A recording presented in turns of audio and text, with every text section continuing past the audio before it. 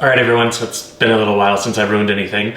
So today I thought I'd go after organic wine.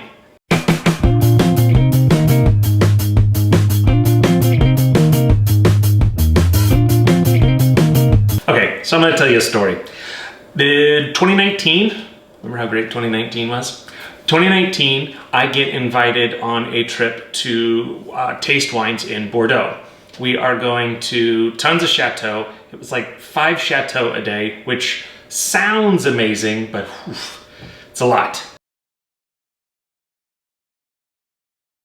So we're there, and the first chateau that we get to, they pour us one wine.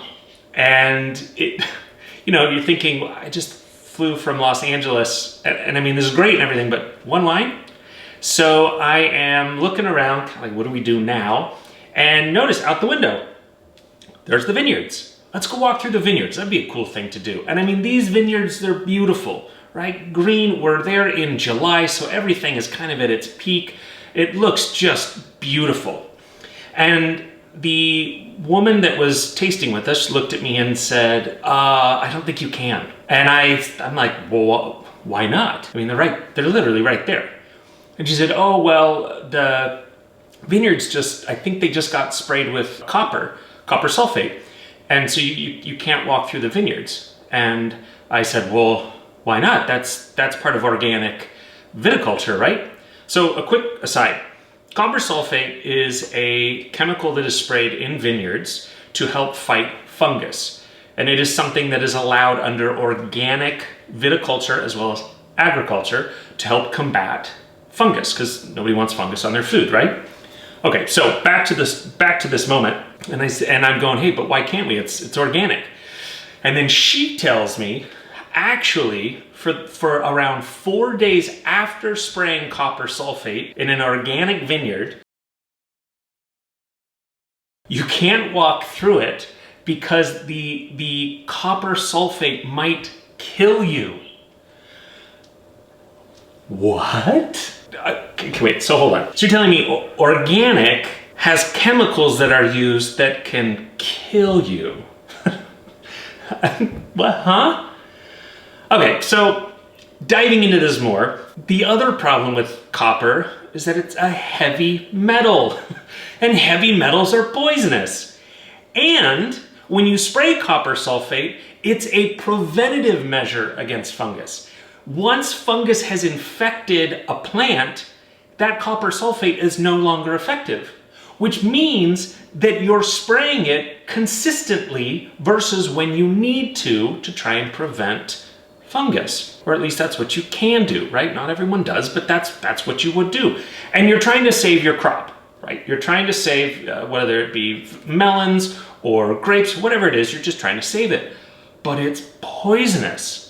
And for all of you vegans out there that are going, yeah, but my wine is vegan and organic, if they're spraying copper sulfate and it kills humans, I bet you it kills a lot of other things too in the process. So, there was like the one thing during my trip tweaked me. I didn't know what to do about this information because it turned my whole ideological view of not just wine, but food on its head. Now, the knee-jerk reaction is to go, well, okay, how do I fix it? And what I started to understand about myself is that I was a consumer without conviction. You tell me that something is good and I just accept that it's better than the alternative and run with it. But I never asked any questions. What this led me to start doing is ask more questions. Because ideally, you wouldn't need to spray chemicals at all for anything. And is that realistic? I don't know. There are different types of farming. There's the natural wine movement. There's biodynamics, which really a holistic approach to farming. But those have radical shortfalls as well. Because if a fungus does come in to your vineyard, you run the risk of another chateau there, Chateau Palmer, very, very famous chateau. In 2018, because of their decision to farm biodynamically, not spraying copper sulfate, they lost 50% of their production in 2018. 50%.